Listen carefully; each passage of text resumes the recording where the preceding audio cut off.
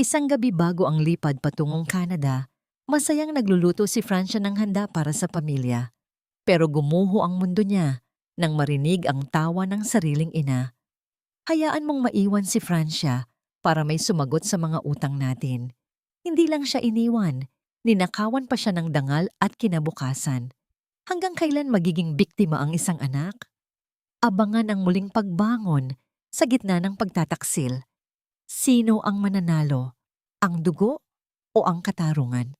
Sa ilalim ng malamig na liwanag ng bombilya sa kanilang maliit na kusina, tanging ang mahinang pag-ugong ng lumang bentilador ang bumabasag sa katahimikan ng madaling araw. Maingat ang bawat galaw ni Francia habang hinihiwa ang mga sariwang gulay para sa nilagang baka, ang paboritong ulam ng kanyang ama. Sa gitna ng pagod mula sa buong gabing pagtatrabaho bilang accountant at pagtitinda ng lunchbox sa terminal ng Cubao, may isang munting nangiting sumisilay sa kanyang mga labi. Sa loob ng ilang araw, lilipad na sila patungong Canada. Sa wakas, ang mga gabi ng pagsasakripisyo at ang mga kalyo sa kanyang kamay ay magbubunga na rin ng kapayapaan para sa kanyang pamilya. Basta siguraduhin mong hindi niya malalaman ang totoo hanggang sa makaalis tayo sa Biyernes. Mahirap na kung magbago ang isip niya at hindi napirmahan ang huling loan. Napatigil ang kamay ni Francia. Ang kutsilyong hawak niya ay nanatiling nakabaon sa kalahati ng patatas. Ang boses na yon ay mula sa kanyang ina, si Lourdes, na nanggagaling sa kabilang panig ng manipis na pader ng kanilang silid. "Mommy, don't worry, Francia is too naive. Akala niya talaga isasama natin siya." Sobrang epic ng face niya kanina nung sinabi ni Papa na mag-impake na siya ng konting damit. Sinundan ito ng isang mahinang paghalakhak ni Selena, ang kanyang bunsong kapatid, na tila ba ang buong buhay ni Francia ay isang malaking biro lamang. Naramdaman ni Francia ang biglang paglamig ng kanyang mga daliri. Ang hanging umiihip mula sa bentilador na dati ay nagbibigay ng ginhawa ay tila naging mga karayom na tumutusok sa kanyang balat. Unti-unting nanginig ang kanyang mga tuhod at ang mainit na singaw mula sa kumukulong kaldero ay hindi na sapat upang painitin ang dugong tila namumuo sa kanyang mga ugat. Dahan-dahan niyang binitiwan ng kutsilyo, hindi dahil sa tapos na siya, kundi dahil wala ng lakas ang kanyang mga bisig upang humawak pa ng anuman. Isipin mo na lang, Ma, kapag nakuha na natin ang pera mula sa credit card na ipinangalan sa kanya, we can finally live the life we deserve sa Canada. Hayaan mo na siyang maiwan dito para sumagot sa mga kolektor. Total, sanay naman siya niyang maghirap, di ba? Muling maririnig ang boses ni Selena. Bawat salita ay tila isang mariing sampal na nag-iiwan ng bakas ng hapdi sa kaluluwa ni Francia. Huminga ng malalim si Francia, pilit na pinipigil ang anumang tunog na maaring lumabas sa kanyang lalamunan. Ang kanyang dibdib ay sumisikip, tila may isang dambuhalang kamay na pumipiga sa kanyang puso hanggang sa wala ng matirang patak ng dugo. Sa loob ng mahabang panahon, naniwala siya na ang utang na loob ay isang sagradong tungkulin ng isang anak. Ibinitay niya ang sariling mga pangarap upang maging tulay ng pamilya patungo sa kaginhawaan. Ngunit sa likod ng bawat "Opo, Ma" at "Sige po, Pa", ang tanging sukli sa kanya ay ang balak na itapon siya na parang basurang wala ng pakinabang. Dahan-dahan siyang lumakad patungo sa silid ng kanyang mga magulang. Ang bawat hakbang ay tila pagtapak sa mga bubog ng kanyang sariling pagkakaibigan sa kanila. Nakabukas ng bahagya ang pinto.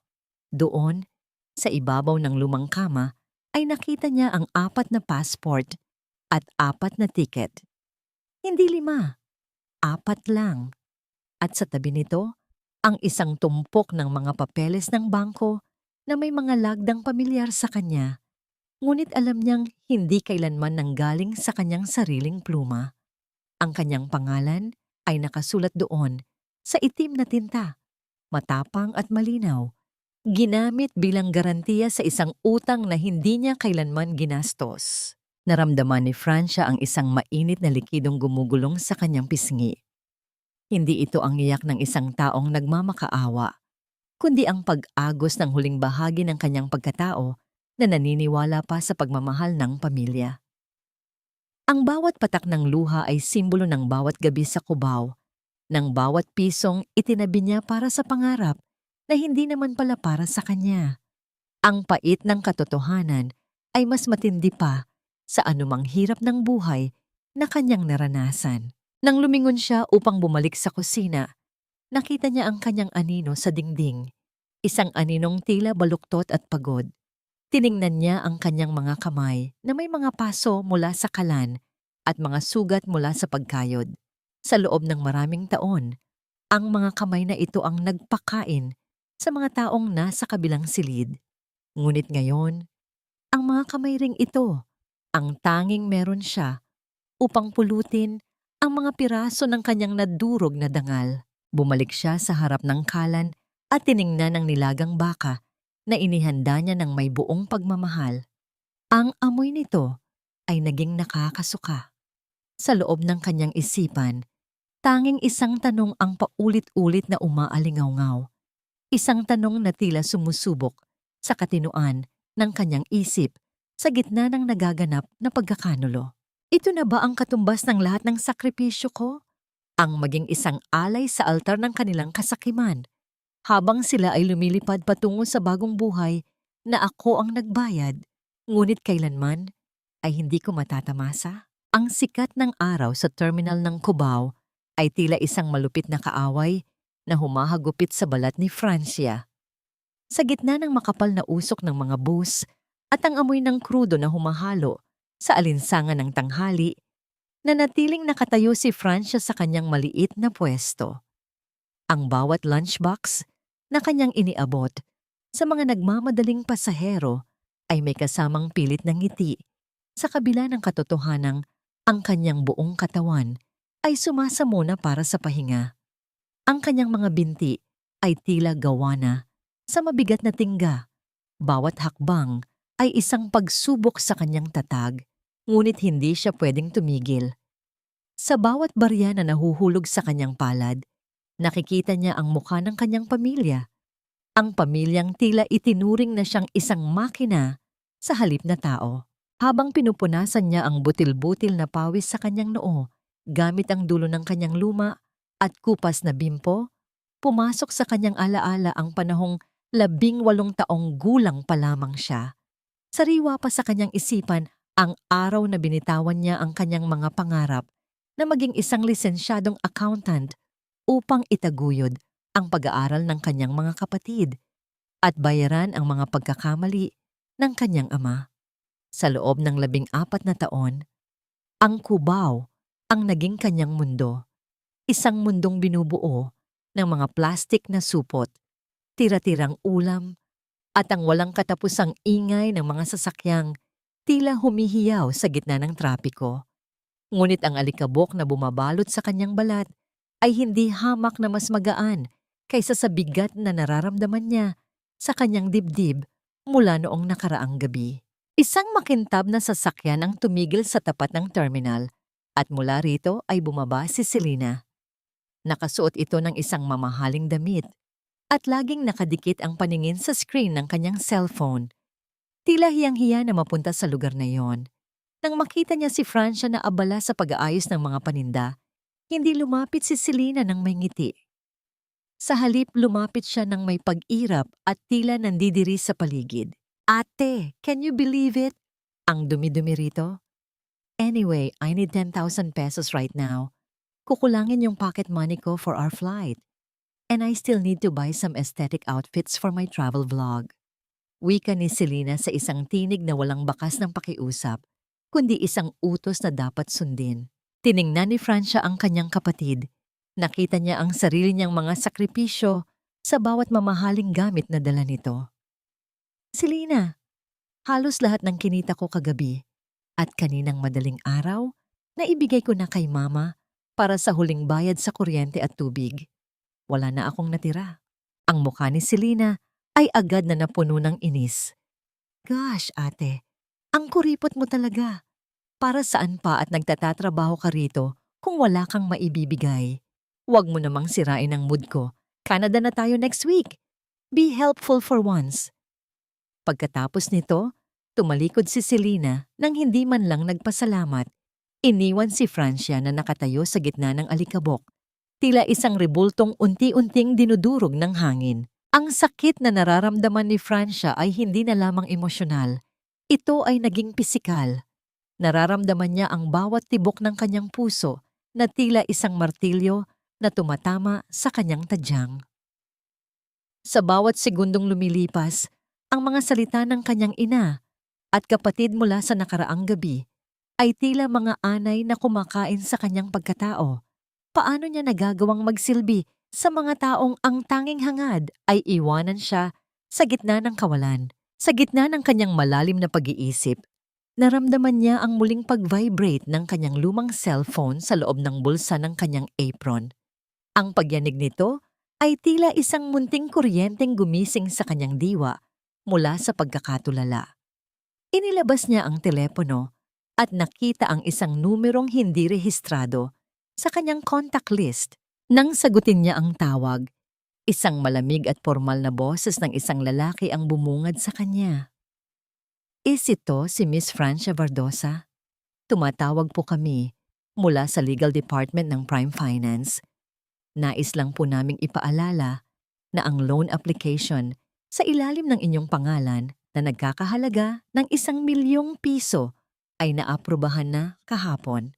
Gayunpaman, may nakita kaming mga irregularidad sa inyong isinumiteng collateral na nangangailangan ng agarang paliwanag.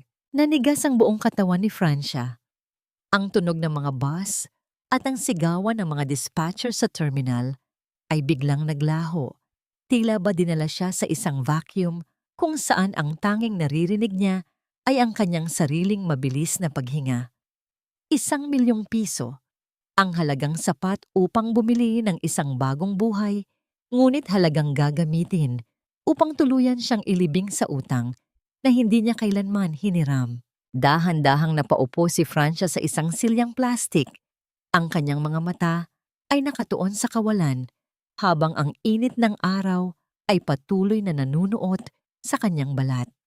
Ang pamilyang balak siyang iwan sa Biyernes ay hindi lamang siya nanakawan ng pagmamahal, ninakawan din nila siya ng kanyang kinabukasan bago pa man sila tuluyang makaalis. Ang bawat ingay sa terminal ng Cubao ay tila isang malabong bulong sa pandinig ni Francia habang pilit niyang pinalalakas ang kanyang loob. Ang balitang natanggap niya mula sa bangko ay tila isang laso na dahan-dahang kumakalat sa kanyang sistema na nagpapahina sa kanyang mga tuhod at nagpapabigat sa kanyang bawat hininga. Sa kabila nito, kailangan niyang kumilos. Maingat niyang inayos ang mga lalagyan ng ulam. Ang usok mula sa bagong luto na kanin ay bumabalot sa kanyang mukha, ngunit hindi nito maitago ang pamumutla ng kanyang mga labi. Sa gitna ng siksikan ng mga tao, isang pamilyar na bulto ang tumigil sa tapat ng kanyang pwesto. Si Rafael, sa loob ng maraming taon, siya ang tahimik na saksi sa pagtitiyaga ni Francia. Isang lalaking laging maayos ang pananamit. May dalang aura ng katahimikan na tila hindi nababagabag ng kaguluhan ng Ben-Exi. Hindi siya katulad ng ibang mamimili na nagmamadali. Si Rafael ay laging naghihintay, nagmamasid, at tila nakikita ang mga bagay na pilit na ikinukubli ni Francia sa likod ng kanyang mga ngiti. Isang order ng ulam, Francia, at sana kahit kaunting pahinga para sa iyong sarili. Malumanay na wika ni Rafael. Ang kanyang boses ay tila isang malamig na tubig na dumana sa nag-aapoy na pakiramdam sa dibdib ng dalaga.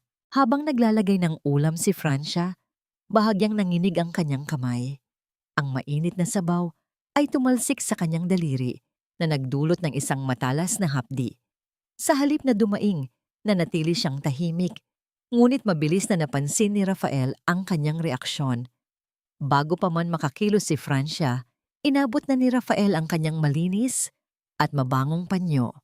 Ang dampi ng tela sa kanyang balat ay tila isang haplos ng pag-aalaga. na matagal na niyang hindi nararamdaman mula sa kahit na sino. "You look pale, Francia. Is everything okay?" Napansin ko rin ang pasa sa iyong braso kanina.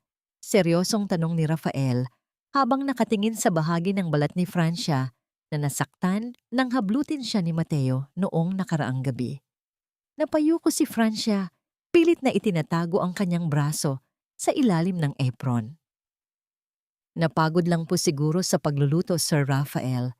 Masyado lang maraming kailangang ihanda para sa pag-alis ng pamilya ko." Tinitigan siya ni Rafael ng matagal. Ang kanyang mga mata ay tila nagbabasa sa kaluluwa ng dalaga. "Canada, right? I heard about it. Pero Francia, minsan ang mga biyaheng inaakala nating tungo sa kaligtasan ay may mga bitag na hindi natin inaasahan. I've seen documents, Francia. Documents in the airport that carry names of people who don't even know they are being used as shields." Ang puso ni Francia ay tila tumigil sa pagtibok. Ang bawat salita ni Rafael ay tumatama sa gitna ng kanyang takot. Paano nalaman ng lalaking ito ang tungkol sa mga dokumento? Isang malakas na kaba ang bumalot sa kanya, na tila ang bawat sikreto ng kanyang pamilya ay dahan-dahang nahuhubaran sa harap ng estrangherong ito. "Ano pong ibig ninyong sabihin?" Tanong ni Francia sa isang paos na tinig. Ang kanyang mga mata ay nagsusumamo para sa isang sagot na kinatatakutan niyang marinig. Lumapit ng bahagya si Rafael, sapat na upang maramdaman ni Francia ang init ng hininga nito at ang seryosong tono ng kanyang pananalita. "Huwag kang magpadala sa takot, Francia, pero huwag mo ring hayaang maging bulag ang iyong puso dahil lang sa utang na loob. Ang pamilya ay dapat na nagbibigay ng proteksyon, hindi nagiging dahilan ng iyong pagkakakulong sa mga pagkakamaling hindi mo naman ginawa." Hinawakan ni Rafael ang kamay ni Francia, isang hawak na puno ng respeto at isang pangako ng suporta. "Hindi mo kailangang pasanin ang mundo, Francia. Minsan, kailangan mo ring bitawan ang mga bagay na bumibigat sa iyo bago ka tuluyang malunod." Naiwan si Francia na nakatitig sa papalayong bulto ni Rafael. Ang panyo nito ay nananatiling mahigpit na hawak sa kanyang nanginginig na palad. Ang amoy ng jasmine mula sa panyo ay humahalo sa amoy ng krudo sa terminal. Isang paalala na sa gitna ng dumi at hirap, may isang taong nakakakita sa kanyang halaga. Ngunit ang banta sa kanyang kinabukasan ay lalong naging totoo at nakakatakot. Pabigat ng pabigat ang bawat hakbang ni Francia habang papalapit siya sa kanilang pintuan. Dala ang bigat ng mga salita ni Rafael at ang malamig na katotohanang natuklasan niya sa bangko. Ang amoy ng luma at tuyong kahoy ng kanilang bahay ay tila sumasalubong sa kanya nang may kasamang panunumbat. Pagpasok niya, bumungad sa kanya ang tanawin ng mga maleta na nakahilera sa sala. Bawat isa ay tila isang monumento ng kanyang pagkakabukod. Sa gitna ng kaguluhan ng mga gamit, nakaupo si Lourdes sa kanilang lumang sofa, may hawak na rosaryo at tila taimtim na nagdarasal. Ngunit nang makita niya si Francia, agad na nagbago ang anyo ng kanyang mukha. Nawala ang banal na anyo at napalitan ng isang mapanuring tingin na tila naghahanap ng pagkakamali. "Ma, kailangan nating mag-usap." Mahinang simula ni Francia. Ang kanyang boses ay nanginginig sa pagitan ng takot at pag-asa. "Tumawag ang bangko kanina tungkol sa loan na 1 milyon. Bakit may pangalan ko roon?" Ang bawat butil ng rosaryo sa kamay ni Lourdes ay tila huminto sa pag-ikot. Unti-unti siyang tumayo. Ang kanyang likod ay tuwid na tuwid at ang kanyang mga mata ay nag-aapoy sa isang uri ng galit na pilit na ikinukubli ng pagiging biktima. "Anong loan ang pinagsasabi mo, Francia? Yan ba ang isasalubong mo sa akin pagkatapos ng buong araw kong pag-aayos ng mga papeles natin? Ang pagdudahan ang sarili mong ina?" Ang boses ni Lourdes ay bumasag sa katahimikan, puno ng pait at matinding emosyon. "Isipin mo naman ang hirap namin ng tatay mo. Pinanganak ka namin, pinalaki, pinakain, at ngayon Magtatanong ka tungkol sa pera? Ganyan na ba ang itinatanim mong utang na loob sa amin? Pero ma, 1,000,000 yun. Paano ko mababayaran yun kung maiiwan ako rito? Hindi pa natatapos ni Francia ang kanyang sasabihin nang biglang pumasok si Mateo mula sa kusina. Ang pagbukas ng pinto ay naglikha ng isang marahas na hangin na tumama sa balat ni Francia. Pera na naman ba, Francia? Bulyaw ni Mateo, ang kanyang mukha ay mapula at tila galing sa matinding puyat. Ang dami mong reklamo. Akala mo ba madali ang ginagawa ko? I invested that money for our future in Canada. Pero nagkaroon ng problema. Imbes na suportahan mo ako, puro ka sumbat. Napakadamot mo talaga. Naramdaman ni Francia ang pag-init ng kanyang mga mata. Damot? Mateo, 14 na taon akong nagtatrabaho sa Cubao. Lahat ng kinikita ko, sa inyo napupunta. Pati ba naman ang pangalan ko, kailangang gamitin nyo para sa utang na hindi ko naman alam. Sa gitna ng sigawan, dahan-dahang napahawak si Lourdes sa kanyang dibdib at dahan-dahang napaupo. Ang kanyang paghinga ay tila nagiging mababaw at mahirap. Ito ang sandaling kinatatakutan ni Francia. Ang sandaling gagamitin ng kanyang ina, ang sariling kalusugan, upang pigilan ang anumang katotohanan. Ayan ang napala ko sa pagpapalaki sa'yo. Hingal na wika ni Lourdes. Ang kanyang mga mata ay nakapikit ng mariin. Gusto mo yata akong mamatay sa sama ng loob bago pa tayo makalipad. Kung hindi dahil sa pamilyang ito, wala ka sa kinalalagyan mo ngayon. Ang pagtulong sa pamilya ay hindi opsyon, Francia. Ito ay obligasyon. Sa kabila ng sakit at galit, dahan-dahang lumapit si Francia sa kanyang ama na noon ay tahimik na nakaupo sa sulok, abala sa pag-aayos ng kanyang lumang jacket. Walang kibo si Don Emilio, tila walang naririnig.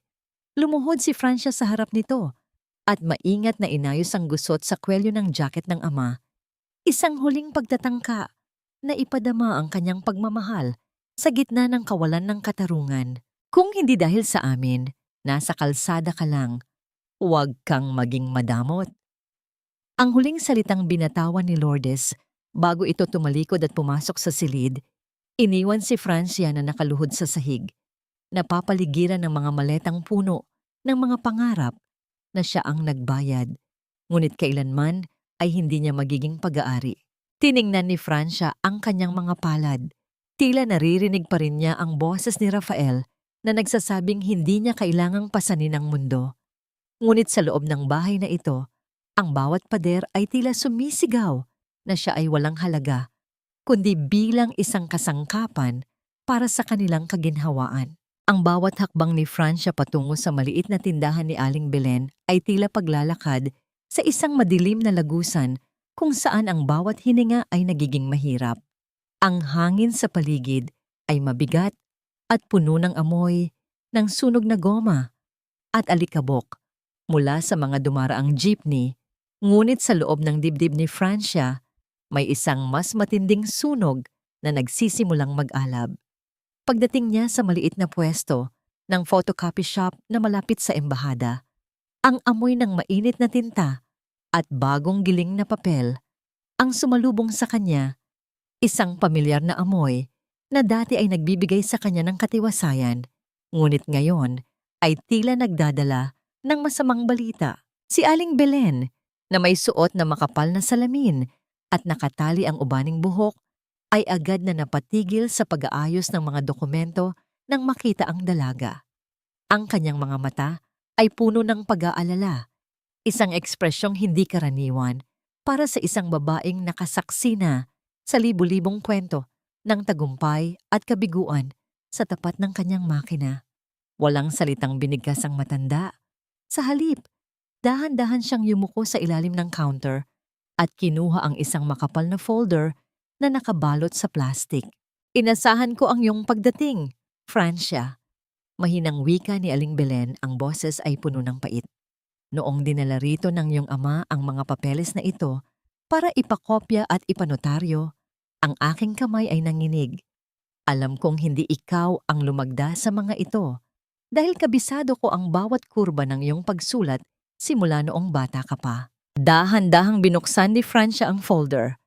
Ang unang bumungad sa kanya ay ang kopya ng kanyang sariling identification card, ngunit sa tabi nito ay ang mga dokumentong hindi niya kailanman nakita sa buong buhay niya. Ang bawat pahina ay puno ng mga teknikal na salita tungkol sa pautang, mga obligasyong pinansyal, at mga kasunduan sa sanglaan. Ngunit ang pinakamahapdi sa lahat ay ang makita ang kanyang sariling pangalan na nakasulat bilang garantor. Ang bawat lagda na naroon ay isang perpektong panggagaya sa kanyang sulat kamay, isang sining ng panlilinlang na tanging ang isang taong matagal siyang pinagmasdan ang makakagawa. Naramdaman ni Francia ang panginginig ng kanyang mga kamay. Ang bawat daliri ay tila nawawalan ng kontrol habang hinahawakan ang mga ebidensya ng pagtataksil ng kanyang sariling ama. Ang init na nagmumula sa mga bagong photocopy na papel ay tila nanunuot sa kanyang balat, nagpapaalala sa kanya na ang bawat sakripisyo niya ay ginamit lamang upang itali ang kanyang leeg sa mga utang na hindi sa kanya. Sa bawat pahinang nililipat niya, lalong nagiging malinaw ang plano. Ang pamilya Vardosa ay lilipad patungong Canada na malinis ang pangalan, habang siya ay maiiwan na nakabaon sa putik ng kanilang mga kasalanan. Bakit, Aling Belen? Bakit kailangang umabot sa ganito? Tanong ni Francia. Ang kanyang boses ay tila isang piping hiling sa gitna ng kawalan. Ang bawat salita ay may kasamang pait na hindi kayang pawiin ng anumang luha. Umiling ang matanda. Ang kanyang mukha ay puno ng habag. May mga taong mas pinahahalagahan ang kanilang sariling kaligtasan kaysa sa dangal ng iba, kahit pa kadugo nila ito. Francia, ang iyong ama ay hindi lang basta nangungutang. Tila may mas malalim pa siyang tinatakasan. Isang anino na hindi kayang abutin ng kahit anong biyahe patungong ibang bansa. Habang pilit na ibinabalik ni Francia ang mga papeles sa loob ng folder, isang maliit at tupit-tuping papel ang dahan-dahang nahulog mula sa mga dokumento at lumapag sa sahig. Ang pagbagsak nito ay walang tunog, ngunit sa mga mata ni Francia, ito ay tila isang malakas na babala. Yumuko siya upang pulutin ito, at nang mabuksan ang tupi, ang kanyang puso ay tila nakaranas ng isang matinding paghinto. Hindi ito isang resibo o isang simpleng liham. Ito ay isang opisyal na dokumento mula sa hukuman, isang warrant of arrest. Ngunit ang ikinagimbal ni Francia ay ang pangalang nakasulat sa ilalim ng kasong estafa. Hindi ito pangalan ng kanyang ama at hindi rin ito pangalan ng kanyang kapatid na si Mateo. Ang bawat letra ng kanyang sariling pangalan, Francia Vardosa, ay nakaukit doon nang may kasamang utos ng pagdakip. Ang hangin sa loob ng maliit na shop ay tila naglaho. Nanatiling nakatayo si Francia. Ang kanyang paningin ay nakapako sa dilaw na papel na hawak niya. Ang katotohanan ay hindi lamang siya iniwan sa utang. Ibinigay din nila ang kanyang kalayaan bilang kabayaran para sa kanilang pagtakas. Sa Biyernes, habang ang kanyang pamilya ay nasa itaas ng ulap patungong Canada, siya ay maaaring nasa likod na ng rehas, nagbabayad para sa krimeng hindi niya kailanman na panaginipang gawin. Ang bawat sulok ng kanilang tahanan ay tila isang sugat na unti-unting binubuksan habang papalapit ang oras ng pag-alis. Ang amoy ng alikabok na hinalo sa malutong na paghatak ng packing tape ay bumabalot sa hangin, isang tunog na tila pinupunit ang katahimikan ng gabi at ang natitirang piraso ng puso ni Francia. Habang ang kanyang pamilya ay abala sa pagpili ng mga huling gamit na isisiksik sa kanilang mga maleta, si Francia ay nananatiling isang anino sa gitna ng liwanag. Isang lingkod na pinagmamasdan ang sariling pagguho. Francia, pakisigurado na malinis ang bawat sulok ng kusina at ang banyo. Ayaw nating mag-iwan ng masamang impresyon sa mga bagong titira rito. Utos ni Lourdes, habang masinsinang tinitiklop ang kanyang mga mamahaling blusa. Ang boses ng ina ay walang bahid ng pag-aalinlangan. Tila ba isang normal na paglipat bahay lamang ang nagaganap at hindi ang pag-iwan sa sariling anak sa gitna ng kapahamakan. Alam ni Francia ang katotohanan. Ang mga bagong titira na tinutukoy ng kanyang ina ay ang mga maniningil ng utang at ang mga kinatawan ng bangko na kukuha sa bahay sa sandaling malaman nilang wala na ang pamilya Vardosa. Ang kanyang mga kamay ay gumagalaw ng kusa sa pagpupunas ng sahig. Tila ba hiwalay na ang kanyang katawan sa kanyang namamanhid na kaluluwa. Bawat kuskos ng basahan ay tila isang pagbubura sa mga alaalang itinanim niya sa loob ng 14 na taon. Can't wait to leave this dusty place. Sa wakas, makakahinga na rin ako ng hangin na hindi amoy usok ng kubaw. Masayang bulalas ni Selena habang kumukuha ng larawan ng kanyang mga sapatos. Si Mateo naman ay tumatawa habang binibilang ang mga dolyar na itinago sa kanyang selyadong envelope. Hindi alintana ang panganib na iniwan nila sa kapatid. Ang kanilang kagalakan ay tila mga matatalas na bubog na sumusugat sa pandinig ni Francia, ngunit hindi siya umiimik. Ang kanyang mga luha ay natuyo na, pinalitan ng isang malamig at matigas na determinasyon na unti-unting nabubuo sa kanyang dibdib. Dahan-dahang lumapit si Francia sa kanyang ina. Ang kanyang mga mata ay walang mababakas na anumang emosyon. Ma, ako na ang magmamaneho sa inyo papuntang airport bukas. Gusto kong masigurado na makakarating kayo ng ligtas at walang abala. Lumingon si Lourdes at ngumiti ng bahagya. Isang ngiting puno ng gaslighting at huwad na pag-unawa. Napakabuti mo talagang anak, Francia. Huwag kang mag-alala. Sa sandaling maging maayos kami roon, susunod ka rin. Isipin mo na lang na ito ang huling sakripisyo mo para sa pamilya. Hindi sumagot si Francia. Sa halip yumuko siya upang pulutin ang isang lumang family picture na nahulog sa tabi ng basurahan. Ang kwadro ay may lamat at ang alikabok sa ibabaw nito ay tila kumakatawan sa tagal ng kanilang pagkukunwari. Tinitigan niya ang kanilang mga ngiti sa larawan. Ang namangiti ng kanyang ama na may lihim na warrant. Ang ngiti ni Mateo na nagnakaw ng kanyang pangalan. At ang ngiti ni Lourdes na nagbenta sa kanyang kalayaan. Sa isang marahang galaw, dahan-dahan niyang binitiwan ang kwadro sa loob ng sako ng mga basura. Walang tunog ng pagkabasag, tila isang tahimik na paglilibing sa kanyang nakaraan. Nararamdaman niya ang bigat ng isang maliit na bag na laging nakasukbit sa kanyang balikat. Ang bag na naglalaman ng lahat ng katotohanang ibinigay sa kanya ni Aling Belen at ang mga dokumentong nagpapatunay sa kanilang mga kasalanan. Habang pinapatay niya ang huling ilaw sa kusina, lumingon siya sa kanyang ina na abala pa rin sa pag-aayos. Ang bawat tibok ng puso ni Francia ay tila isang countdown para sa kinabukasan. Ang gabi ay malalim na, ngunit para sa kanya, ang tunay na kadiliman ay nagsisimula pa lamang maglaho upang bigyang daan ng isang matalim na liwanag. Matulog na kayo, ma. Kailangan nyo ng lakas para sa mahabang biyahe bukas. Wika ni Francia sa isang boses na kasing lamig ng hanging pumapasok sa bintana. Bukas, ma, tapos na ang lahat. Malaya na tayo. Isinara niya ang pinto. Iniwan ang kanyang ina na nag-iisip sa kahulugan ng kanyang mga salita. Sa labas ng bintana, ang mga bituin ay tila mga saksi sa isang lihim na panata. Alam ni Francia na ang kalayaang tinutukoy niya ay hindi ang kalayaan sa Canada, kundi ang kalayaang makukuha niya kapag ang katarungan ay tuluyan ng humarap sa mga taong nagtaksil sa kanya. Sa ilalim ng madilim na langit ng Cubao, kung saan ang tanging liwanag ay nagmumula sa mga kupas na neon sign ng mga karatig na gusali. Nakaupo si Francia sa isang luma at gas-gas na plastic crate sa gilid ng terminal. Ang lamig ng semento ay nanunuot sa kanyang mga binti, ngunit ang mas matinding ginaw ay nagmumula sa kanyang kalooban.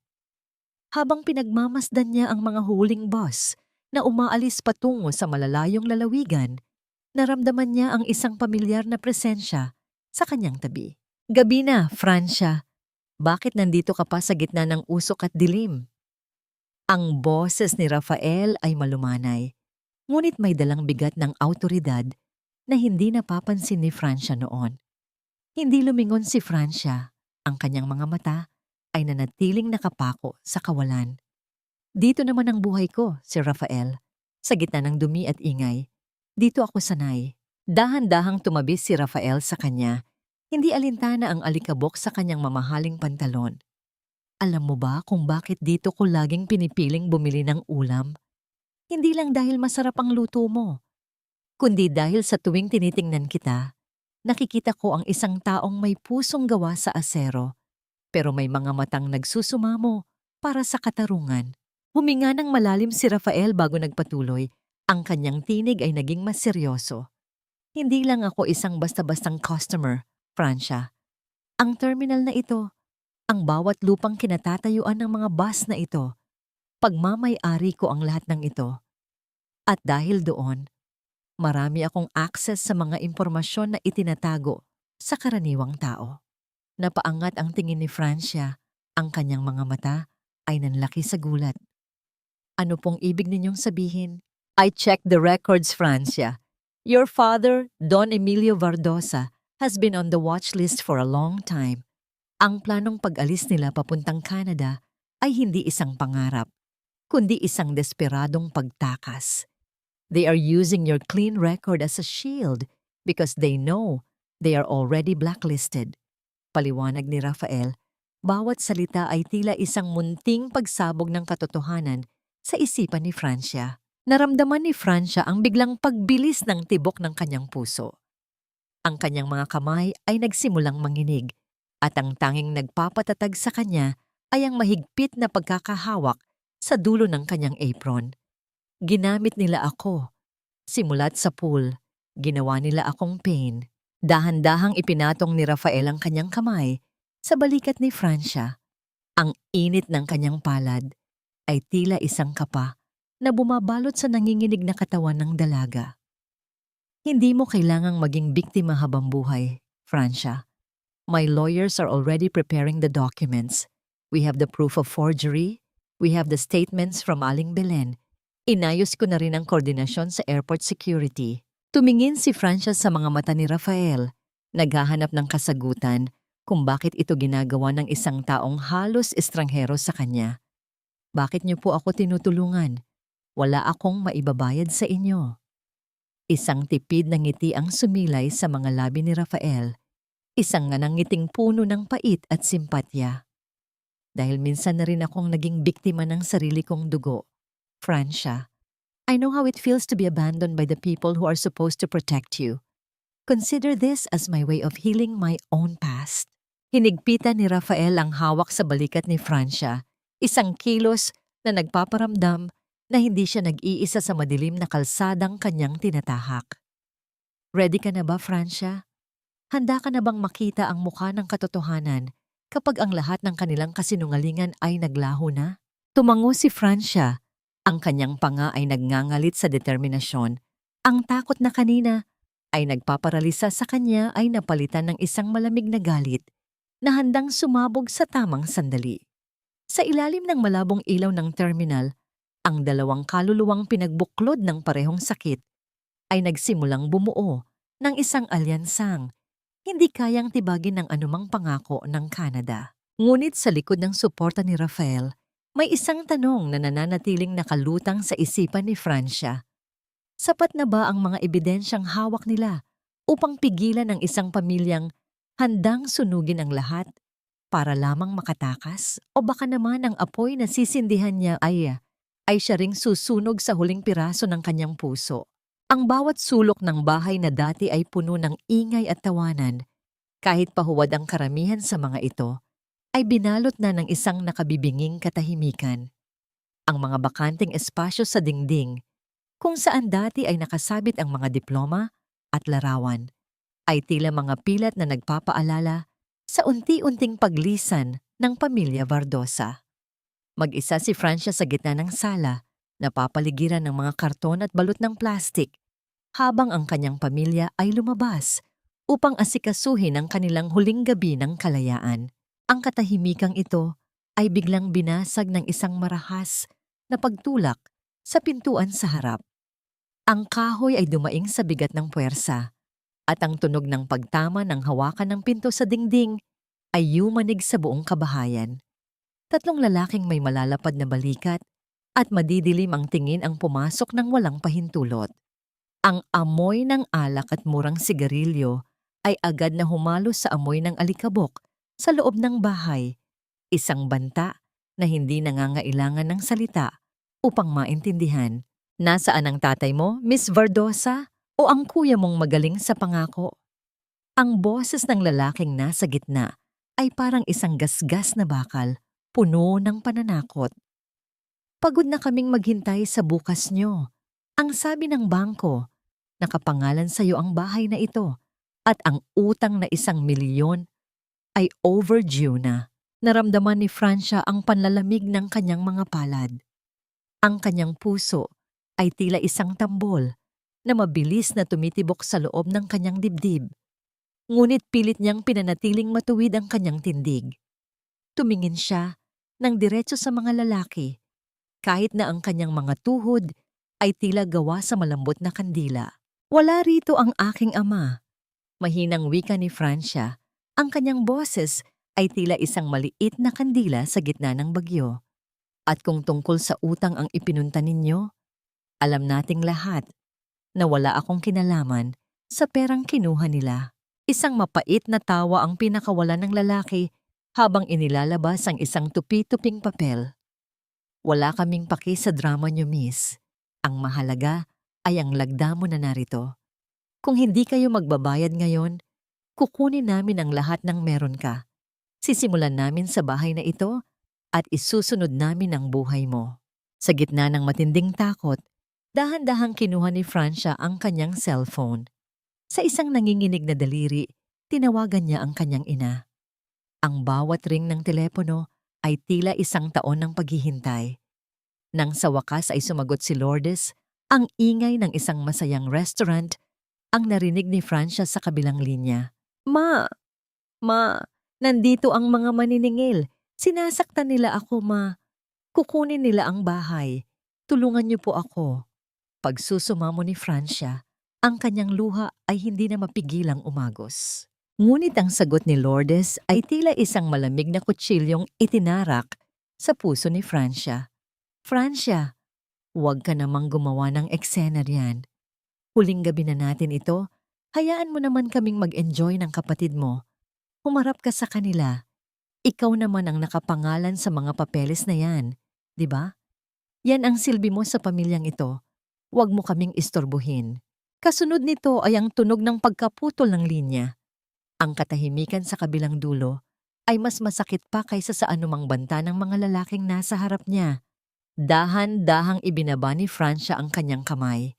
Ang takot na kanina ay nagpaparalisa sa kanya ay tila uent-unting natunaw at napalitan ng isang matigas at malamig na galit.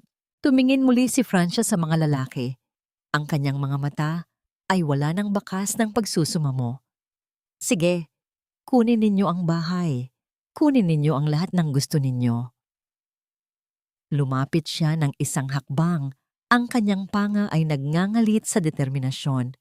Pero huwag ninyong isiping dito ito matatapos. Bukas amakasam mo po anong bambasoki. Sa airport tayo magtatagpo. At sisiguraduhin ko na bago sila makatuntong sa Canada, malalaman nila kung ano ang pakiramdam ng mawalan ng lahat. Ang mga maniningil ay panandaliang natigilan sa biglang pagbabago ng aura ng dalaga. Ang mahina at maamong si Francia ay naglaho na. At ang natira ay isang babaeng wala ng takot na mawalan dahil wala na ring iniwan sa kanya. Sa loob ng kwarto ni Selena, ang liwanag mula sa isang ring light ay tila isang mapang-uyam na bilog na nagbibigay diin sa bawat pekeng ngiti na ipinapakita niya sa kanyang cellphone. Ang paligid ay puno ng mga mamahaling shopping bag at mga bagong biling damit na itatampok niya sa kanyang huling video bago ang kanilang pag-alis. Sa labas ng pintuan, maririnig ang mahinang kalansing ng mga kubyertos na nililinis ni Francia. Ngunit sa loob ng mundong binuo ni Selena sa internet, ang kanyang ate ay hindi nag-e-exist bilang isang kapatid, kundi bilang isang anino na hindi dapat makita. So guys, this is it. Our last night in the Philippines. I'm so emotional right ngayon, but I'm super excited for our Canada journey. Finally, makakahinga na rin ako ng fresh air, away from all the stress and the dirty streets of Manila. Wika ni Selena sa camera. Ang kanyang boses ay puno ng tamis, na tila ba gawa sa asukal na may lason. Shoutout sa aming relative na mag-isang maiiwan dito to take care of our properties. It was her choice naman to stay behind, so we're just supporting her decision. Napatigil si Francia sa tapat ng pinto. Ang basahan sa kanyang kamay ay mahigpit niyang piniga hanggang sa bawat patak ng tubig ay parang dugo na lumalabas sa kanyang mga ugat. Pumasok siya sa loob ng kwarto upang kunin ang huling tumpok ng mga labada. Ngunit agad siyang sinalubong ng isang irap na puno ng pag-aalipusta. Ate, can't you see I'm filming? You're ruining my background. Ang sagwa ng tsinelas mo sa frame, please lang. Reklamo ni Selena habang iwinawasiwas ang kanyang kamay. Sa isang marahas na galaw, kinuha ni Selena ang mga lumang tsinelas ni Francia na nasa gilid ng pinto at walang pasabing itinapon ang mga ito palabas ng bintana.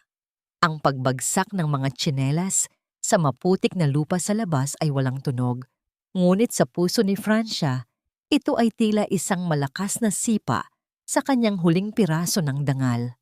Selena, hanggang kailan mo balak panindigan ang mga kasinungalingang yan? Mahinang tanong ni Francia.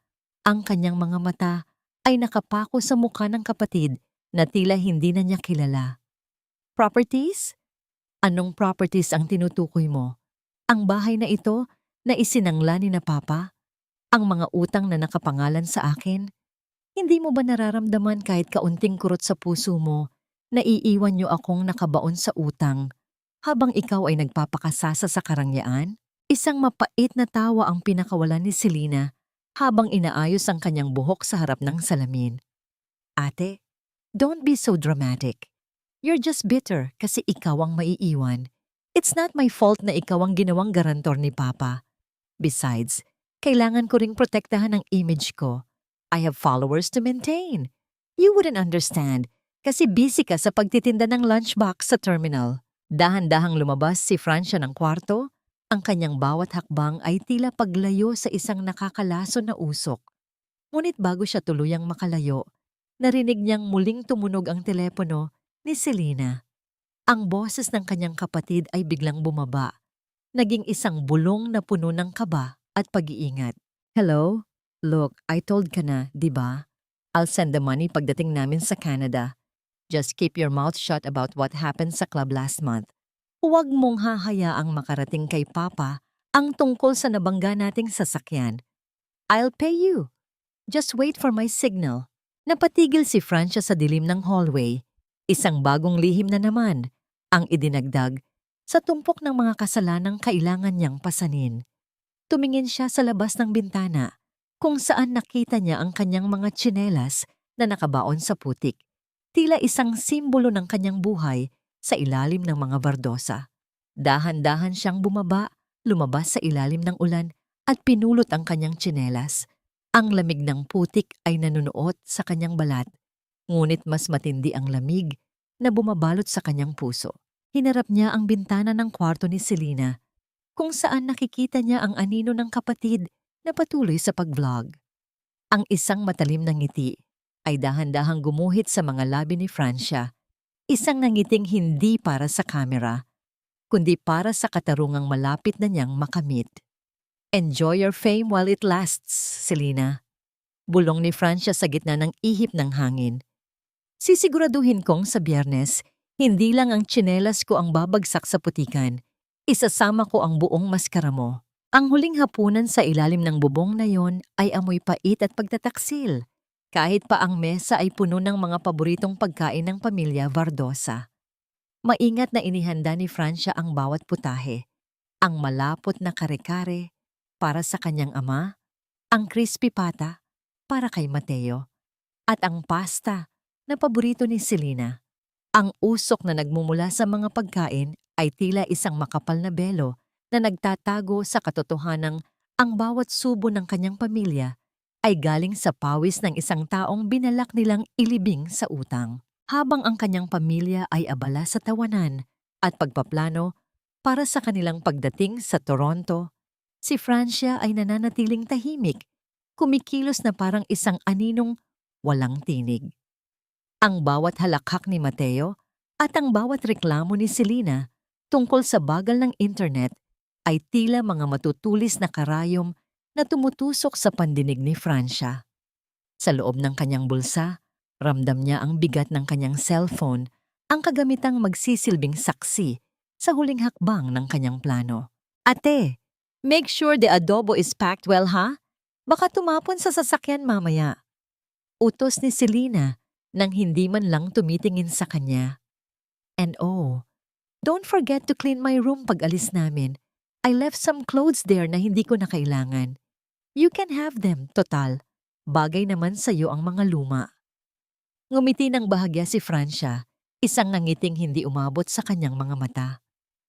Sige Selena, sisiguraduhin kong walang maiiwang bakas ng iyong pagkatao sa bahay na ito. Nang ang lahat ay abala na, sa pagkain at ang atensyon ay nakatuon sa telebisyon, dahan-dahang lumusot si Francia patungo sa silid ng kanyang mga magulang. Ang sahig na gawa sa kahoy ay tila nagrereklamo sa ilalim ng kanyang mga paa. Ngunit ang kanyang mga hakbang ay kasing gaan ng isang pusa. Sa ilalim ng malabong liwanag ng isang lampara, nakita niya ang itim na bag ni Don Emilio kung saan nakatago ang mga passport at ang mga tiket. Ang bawat pag-angat ng trangka ng bag ay tila isang marahas na tunog sa katahimikan ng silid. Mabilis ngunit maingat, inilabas ni Francia ang mga dokumento. Sa ilalim ng liwanag ng kanyang cellphone, kinunan niya ng malilinaw na larawan ang bawat pahina, ang mga visa, ang mga lagda, at ang mga pekeng dokumento ng garantor na kinuha nila sa kanya. Ngunit sa gitna ng kanyang paghahanap, isang puting sobre ang nahulog mula sa isang lihim na bulsa ng bag. Nang buksan ito ni Francia, ang kanyang puso ay tila nakaranas ng isang matinding paghinto. Isang airline ticket ito sa pangalang Francia Bardosa. Ngunit nang tingnan niya ang petsa, ang ticket ay expired na ng 1 taon. 1 taon na ang nakalilipas, binalak na nilang paasahin siya. Kumuha ng ticket para lamang ipakita sa kanya, ngunit kailanman ay hindi balak bayaran o gamitin. Ang pagkakanulo sa kanya ay hindi lamang isang biglaang desisyon. Ito ay isang mahaba at pinagplanuhang sining. Naramdaman ni Francia ang paninigas ng kanyang panga. Ang huling piraso ng pag-aalinlangan sa kanyang puso ay tuluyan ng naglaho, pinalitan ng isang malamig na determinasyon na kasing tigas ng semento. Bumalik siya sa sala at nakita ang kanyang ina na nakasandal sa upuan, busog at kontento. Sa isang bihirang pagkakataon, lumapit si Francia at dahan-dahang hinalikan ang noo ni Lourdes. Isang halik ng pamamaalam, hindi para sa isang anak na aalis, kundi para sa isang anak na tuluyan ng namatay sa loob ng puso ng isang biktima. Matulog na kayo, ma. Mahinang wika ni Francia, ang kanyang boses ay tila isang malamig na simoy ng hangin bago ang bagyo. Kailangan nyo ng lakas para sa biyahe bukas. Isang mahabang araw ang naghihintay sa atin. Pagbalik niya sa kusina, kinuha niya ang kanyang lumang notebook kung saan nakasulat ang bawat sentimo ng utang ng kanyang pamilya. Sa huling pahina, isinulat niya ang isang pangungusap sa malalaking titik. Ang lahat ng utang ay may katumbas na bayad. Tiningnan ni Francia ang orasan sa dingding. Ang dahan-dahang paggalaw ng kamay nito ay tila isang countdown para sa kanyang kalayaan. Sa kabilang linya ng telepono, nagpadala siya ng isang maikling mensahe kay Rafael. Nakuha ko na ang lahat. Handa na ako. Ang bawat pag-ikot ng gulong ng kanilang lumang sasakyan sa aspaltong kalsada ay tila isang mabigat na buntong hininga ng tadhana sa gitna ng madaling araw. Madilim pa ang paligid at ang tanging nagbibigay ng liwanag sa loob ng sasakyan ay ang malamig at asul na sinag mula sa dashboard na tumatama sa mukha ni Francia. Siya ang nasa manibela, ang kanyang mga mata ay mataman na nakatitig sa kalsadang binabagtas patungo sa Ninoy Aquino International Airport. Ang bawat bahagi ng kanyang katawan ay tila naninigas, ngunit ang kanyang mga kamay ay nananatiling matatag sa pagkakahawak sa manibela. Sa loob ng sasakyan, ang hangin ay puno ng amoy ng bagong biling pabango ni Selena at ang maanghang na amoy ng kape na iniinom ni Mateo. Ang kagalakan sa likurang bahagi ng sasakyan ay tila isang marahas na kaibahan sa katahimikang namamayani sa harapan. Nagtatawanan sina Lourdes at ang kanyang mga anak, nagpaplano ng mga unang bagay na gagawin nila pagtapak sa Canada. Tila ba ang taong nagmamaneho para sa kanila ay isang bayarang tsuper lamang na walang nararamdaman, isang kagamitang bahagi ng kanilang pagtakas. Ate, make sure to park near the entrance, ha? Ayaw kong maglakad ng malayo dala ang mga LV bags ko. Wika ni Selena habang abala sa pag-aayos ng kanyang makeup gamit ang liwanag ng kanyang cellphone. And don't look so miserable, sis. Mas lalo kang pumapangit sa ganyang mukha. Isipin mo na lang, you'll have the whole house to yourself starting today. Isang mapait na tawa ang pinakawalan ni Mateo mula sa tabi ni Selena. Hayaan mo na yan, Selena. Ganyan talaga kapag maiiwan ang lahat ng utang sa balikat. At least, Francia, you're famous na sa mga kolektor. Just tell them we went on a long vacation, okay? Total, sanay ka naman sa hirap. Hinigpitan ni Francia ang pagkakahawak sa manibela hanggang sa mamuti ang kanyang mga buko-buko. Nararamdaman niya ang matinding panginginig ng kanyang mga daliri. Ngunit hindi niya hinayaang mapansin ito ng kanyang pamilya. Ang bawat pangungutya ni Mateo ay tila isang hampas ng latigo sa kanyang likuran. Ngunit sa halip na dumaing, ginamit niya ang sakit upang patibayin ang kanyang determinasyon. Ang kanyang puso ay tila isang bulkang dahan-dahang kumukulo. Naghihintay ng tamang sandali upang ilabas ang lahat ng pait na itinago niya sa loob ng 14 na taon. Hayaan mo na ang mga kapatid mo, Francia. Singit ni Lourdes mula sa front seat. Ang kanyang boses ay puno ng huwad na lambing na mas nakakasuka kaysa sa galit. Intindihin mo na lang na excited lang sila. Malaki ang sakripisyo mo at alam ng Diyos yan. Pagdating namin doon, ipagdarasal ka namin. Tumingin si Francia sa rearview mirror at nakita ang dalawang itim na sasakyang kanina pa sumusunod sa kanila mula nang lumabas sila ng Cubao. Ang mga sasakyang ito ay hindi gumagawa ng anumang hinalang galaw. Nananatili lamang sa sapat na distansya, tila mga aninong nagbabantay. Alam ni Francia kung sino ang nasa loob ng mga yon. Ang presensya ni Rafael ay tila isang invisible na kalasag na nagbibigay sa kanya ng lakas na hindi niya inakalang meron siya. Habang papalapit sila sa rampa ng airport, ang mga ilaw ng terminal ay nagsimulang sumilay sa dilim, tila mga bituing bumagsak sa lupa upang magsilbing saksi sa isang mahalagang yugto ng kanyang buhay. Ang bawat karatula ng departures ay tila isang babala na wala nang balikan. Ang bawat desisyong ginawa sa gabing ito. Nang ihinto ni Francia ang sasakyan sa tapat ng pintuan ng terminal, ang tunog ng pagpatay ng makina ay tila isang huling tuldok sa isang mahabang kabanata ng pagtitiis. Mabilis na bumaba ang kanyang pamilya, hindi man lang siya tiningnan o hinintay. Abala sila sa pagkuha ng kanilang mga maleta, puno ng pagmamadali at takot na baka mahuli sa kanilang paglaya. Lumabas si Francia ng sasakyan at tumayo sa gitna ng malamig na hangin ng madaling araw. Tumingin siya sa kanyang pamilya na noon ay papasok na sa pintuan ng Nea nang hindi man lang lilingon sa kanya. Sa sandaling iyon, ang huling hibla ng pagmamahal na nag-uugnay sa kanya sa mga taong ito ay tuluyan ng naputol. Nasa airport na tayo, Ma. Papa, Mateo, Selena. Bulong ni Francia sa kanyang sarili habang ang kanyang mga mata ay nanatiling nakatitig sa kanilang papalayong mga anino. Dito na magsisimula ang inyong bagong buhay. o ang wakas ng lahat ng inyong mga kasinungalingan? Isang itim na sasakyan ang dahan-dahang huminto sa tabi ni Francia. Ang pagbaba ng bintana nito ay nagpakita sa seryosong mukha ni Rafael. Tumingin sila sa isa't isa, isang tinging walang salita, ngunit puno ng pagkaunawa. Ang tunay na laban ay hindi sa loob ng eroplano, kundi sa loob ng mga pader ng terminal na ito. Ang bawat hakbang ni Francia sa makintab at malamig na sahig ng terminal ay tila isang pagbilang sa mga huling segundo ng kanyang mahabang pagkaalipin.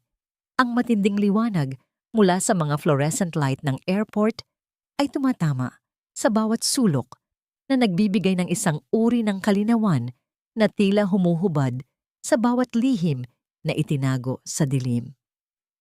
Sa harap niya, ang kanyang pamilya ay mabilis na naglalakad patungo sa check-in counter. Ang kanilang mga cart na puno ng maleta ay tila mga kabaong ng kanyang mga sakripisyo na pilit nilang itinatapon. Bilisan mo naman, Francia. Why are you just standing there? Kunin mo yung isa pang bag ni Mama. It's too heavy for her. Sigaw ni Selena habang abala sa pag-aayos ng kanyang buhok sa harap ng isang malaking salamin. Hindi man lang siya lumingon. Ang kanyang tinig ay puno ng nakasanayang pag-uutos na tila ba ang kanyang ate ay isang bahagi lamang ng pasilidad ng airport. Dahan-dahang lumapit si Francia. Sa halip na sumunod, huminto siya sa harap ni Lourdes. Ang kanyang mga kamay, na dati ay laging handang tumulong, ay nananatiling nakayuko sa kanyang gilid, mahigpit na nakakuyom. Tiningnan niya ang kanyang ina, ang babaeng gumamit ng salita ng Diyos at ng utang na loob upang gapusin ang kanyang buong pagkatao. Dito na lang ako, Ma. Mahinang wika ni Francia. Ang kanyang boses ay hindi nanginginig. Ito ay may talim ng isang bagong hasang patalim. Anong sinasabi mo? Ihatid mo kami hanggang sa loob, Francia. You need to help us with the documents. Baka may itanong ang immigration. Sagot ni Lourdes ng may halong inis. Ang kanyang mga mata ay hindi nakatingin sa anak kundi sa mahabang pila ng mga pasahero. Sa gitna ng siksikan, isang pamilyar na bulto ang lumitaw mula sa gilid ng mga security barrier. Si Rafael. Nakasuot siya ng isang formal na itim na coat. Ang kanyang anyo ay nagbibigay ng isang bigat na hindi kayang baliwalain ng sinuman. Kasunod niya ang dalawang lalaking naka-uniforme ng airport security at isang opisyal mula sa Bureau of Immigration. Ang paglapit nila ay tila isang dambuhalang alon na dahan-dahang lumulunod sa kumpiyansa ng pamilya Vardosa. Good morning, Don Emilio. Mrs. Vardosa. Bati ni Rafael sa isang boses na kasing lamig ng hanging nanggagaling sa mga air conditioner ng terminal. Tila napakaaga ng inyong biyahe. Ngunit tila may mga kailangan muna tayong linawin bago kayo makatuntong sa eroplanong yan. Napatigil ang lahat. Ang tawa ni Mateo ay biglang naputol at ang pag-aayos ni Selena sa kanyang sarili ay naging isang estatwa ng pagkagulat. Ang mukha ni Don Emilio ay biglang nawalan ng kulay. Ang kanyang panga ay dahan-dahang lumaylay habang nakatingin sa mga opisyal na nasa harap niya. Who are you? At anong kailangan niyo sa amin? Bulyaw ni Mateo, pilit na itinatago ang kanyang kaba sa likod ng isang huwad na tapang. We are leaving for Canada. Wala kaming oras para sa inyo. Hindi siya sinagot ni Rafael. Sa halip, tumingin si Rafael kay Francia at tumango ng bahagya. Isang hudyat. Dahan-dahang binitiwan ni Francia ang mga hawakan ng maleta ni Lourdes na kanina pa niya hawak. Ang mga maleta ay bumagsak sa malamig na sahig. Isang kilos na nagpapahiwatig ng kanyang huling paglilingkod sa mga taong nagtaksil sa kanya. Tiningnan niya ang kanyang ina, diretso sa mga mata. Sa unang pagkakataon, sa loob ng maraming taon, ang mga dokumentong hawak ninyo, Ma, ang mga lagdang ipinangalan ninyo sa akin para makakuha ng pera at makatakas. Lahat yan ay nasa kamay na nila ngayon. Wika ni Francia, ang bawat salita ay tila isang hatol na walang hanggan. Ang pintuang inaakala ninyong papunta sa langit ay siya palang pintuan na magbabalik sa inyo sa katotohanan. Isang opisyal ang humakbang pasulong at naglabas ng isang folder na may tatak ng gobyerno. Sir, ma'am, kailangan niyo pong sumama sa amin sa aming opisina para sa verification ng inyong mga papeles at para sa isang reklamo ng identity theft at estafa na inihain laban sa inyo. Ang katahimikan sa paligid ni Francia ay naging nakabibingi. Nakikita niya ang takot na dahan-dahang gumagapang sa mukha ng kanyang ina, ang panginginig ng mga kamay ng kanyang ama, at ang pagguho ng mundo ni Selena sa harap ng maraming tao. Ang bawat sakripisyo, bawat pait, at bawat gabing iniyak niya sa kubaw ay tila nagtipon-tipon sa sandaling ito upang ibigay sa kanya ang katarungang matagal na niyang ipinagkait sa sarili. Francia, ano itong ginawa mo?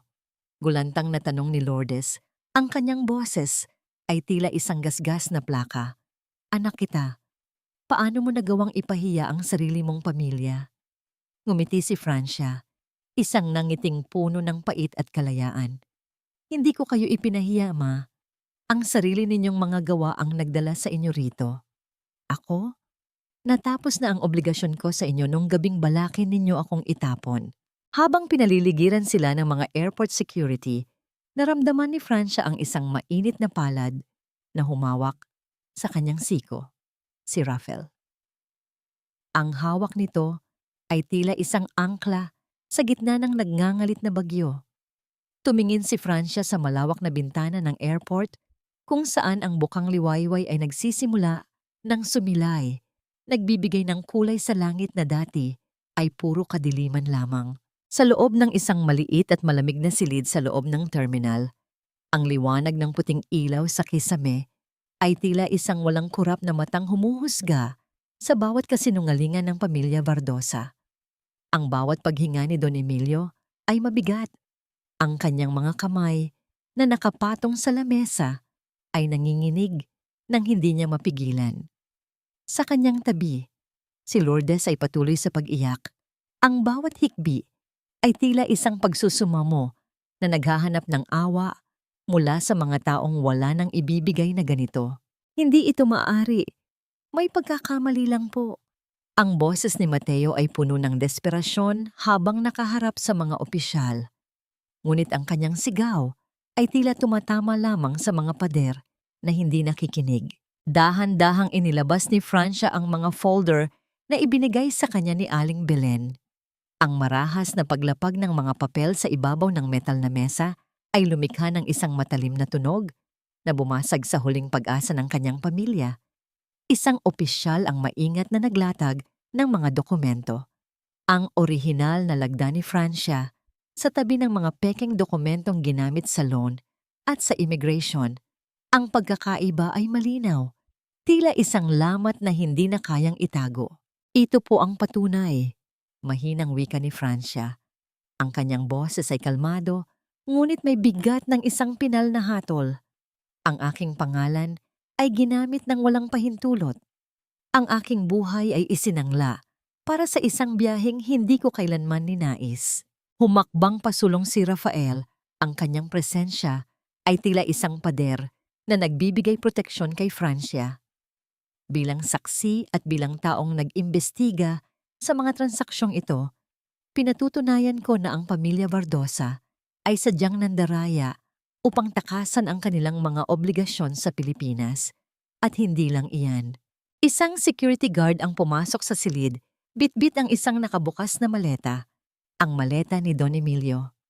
Sa loob nito, sa ilalim ng mga nakatuping damit, ay natagpuan ang isang itim na bagay na gawa sa bakal. Isang baril. Ang pagtama ng bakal sa ibabaw ng mesa ay nag-iwan ng isang malamig na tunog na tila nagpapatigil sa oras. Don Emilio, ang pagdadala ng hindi lisensyadong armas sa loob ng airport ay isang malubhang krimen, wika ng opisyal sa isang tonong walang bahid ng emosyon. Nanlaki ang mga mata ni Don Emilio. Tumingin siya kay Francia ng may halong puot at gulat. Hindi niya inakala na ang anak na itinuring niyang sunod-sunuran ay may kakayahang magsagawa ng ganito katalas na hakbang. Si Francia ang nagtip sa mga pulis tungkol sa lihim na armas na balak gamitin ng kanyang ama para sa proteksyon sa ibang bansa. Biglang lumuhod si Lourdes sa harap ni Francia. Ang kanyang mga kamay ay pilit na umaabot sa laylayan ng damit ng anak. Anak, Francia, maawa ka. Ginawa lang namin ito para sa ating lahat. Para sa kinabukasan niyo ni Selena. Huwag mo kaming pabayaan dito. Tiningnan ni Francia ang kanyang ina. Sa loob ng maraming taon, ang mga luhang ito ang nagpapalambot sa kanyang puso. Ang nagpapasuko sa kanya sa bawat pang-aabuso. Ngunit ngayon, ang nakikita lamang niya ay isang babaeng handang sunugin ang sariling anak para lamang hindi madarang sa apoy. Gia, please! I'm your sister! Sigaw ni Selena, ang kanyang muka ay punong-puno ng luha na sumisira sa kanyang mamahaling makeup. Masisira ang buhay ko, ang career ko. Please, bawiin mo ang lahat ng ito. Dahan-dahang umatras si Francia, tinatanggal ang kamay ng ina sa kanyang damit. Ang bawat sentimetro ng paglayo niya ay tila pagputol sa isang tanikalang bakal na kay tagal niyang kinaladkad. Hindi na ako ang anak niyo na pwedeng itapon kapag hindi na kailangan. Wika ni Francia, ang kanyang mga mata ay nananatiling tuyo sa kabila ng sakit. Hindi na ako ang sacrifice ng pamilyang ito. Ngayong araw, ang bawat isa sa inyo ay haharap sa salamin ng inyong sariling mga gawa. Ako na ang batas na humuhusga sa inyong kasakiman. Isang opisyal ang sumenya sa mga gwardiya. Ang marahas na tunog ng mga posas na sumasara sa mga pulso ni na Don Emilio at Mateo ay tila isang huling tuldok sa kabanata ng kanilang kapangyarihan. Ang pamilya Vardosa, na kanina lamang ay hiling ay langit, ay dahan-dahang inakay palabas ng silid patungo sa kadiliman ng katarungan. Naiwan si Francia at Rafael sa loob ng tahimik na silid. Ang tanging naririnig na lamang ay ang mahinang pag-ugong ng air conditioner. Naramdaman ni Francia ang isang matinding panghihina. Tila ang bawat lakas na ipinamalas niya ay biglang naglaho. Dahan-dahan siyang napaupo sa upuan. Ang kanyang balikat ay bumagsak sa bigat ng damdaming hindi na niya kailangang itago. Tapos na, Francia. Malumanay na wika ni Rafael habang iniaabot ang isang baso ng tubig. Ang toreng buhangin na itinayo nila sa ibabaw ng iyong hirap ay tuluyan ng gumuho. Tiningnan ni Francia ang kanyang mga kamay. Malinis ang mga ito, walang bakas ng pagkakasala, ngunit ang bawat guhit sa kanyang palad ay nagpapaalala sa kanya na ang kalayaan ay may kasamang pait na hindi kailanman malilimutan. Ang bawat hakbang palabas ng silid interogasyon ay tila isang paglalakad sa gitna ng isang entablado, kung saan ang bawat manonood ay may bitbit na mapanghusgang tingin.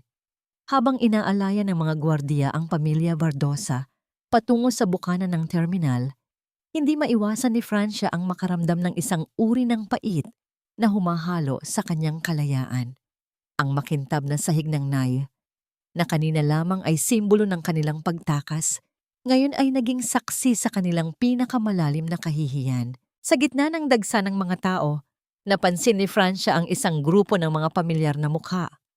Ang mga marites na laging tumatambay sa terminal ng Cubao, mga dating kasamahan sa hanapbuhay at mga kapitbahay na dati ay tila sumasamba sa Canada Dream ng mga Vardosa, ay nandoon din, naghihintay ng kanilang sariling mga kamag-anak.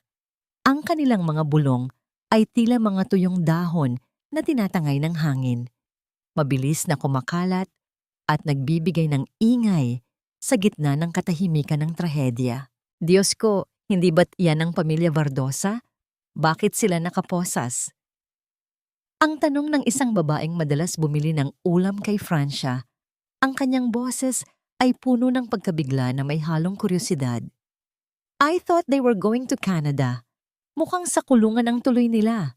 Sagot ng isa pa, habang inilalabas ang kanyang cellphone upang kumuha ng litrato. Naramdaman ni Francia ang pagtigas ng kanyang panga. Nakita niya si Selena, ang kapatid na binuo, ang buong pagkatao sa likod ng mga filter at huwad na karangyaan na pilit na itinatago ang kanyang mukha sa likod ng kanyang mga posas. Ang bawat liwanag na nagmumula sa mga cellphone ng mga tao ay tila mga matatalas na kidlat na humuhubad sa kanyang dangal. Ang influencer na dati ay nagpapakita ng lundo ng tagumpay, ngayon ay naging sentro ng isang viral na kahihiyan. Ate, tell them to stop! Tell them to put their phones away! Sigaw ni Selena. Ang kanyang boses ay basag at puno ng desperasyon. I don't deserve this. My followers. My life. Hindi kumibo si Francia. Nanatili siyang nakatayo sa tabi ni Rafael, pinapanood ang bawat sandali ng kanilang pagbagsak. Nang makarating sila sa pintuan ng terminal, kung saan naghihintay ang mga sasakyan ng pulis, huminto si Francia. Lumapit siya sa kanyang ama, si Don Emilio, na ngayon ay tila isang matandang nawalan ng lahat ng lakas. Ang kanyang mga balikat ay nakayuko, at ang kanyang mga mata ay nakatitig lamang sa semento. Sa isang hindi inaasahang pagkilos, kinuha ni Francia ang nanginginig na kamay ng kanyang ama. Dahan-dahan niyang iniyuko ang kanyang ulo at idiniit ang kanyang noo sa likod ng palad nito. Ang pagmamano, isang sagradong kilos ng paggalang na itinanim sa kanya simula pagkabata. Ngunit sa pagkakataong ito, wala itong dalang pagpapasakop. Ito ay isang huling pagkilala sa dugong nag-uugnay sa kanila. Isang pagbabasbas para sa kanyang sariling paglaya mula sa kanilang tanikala.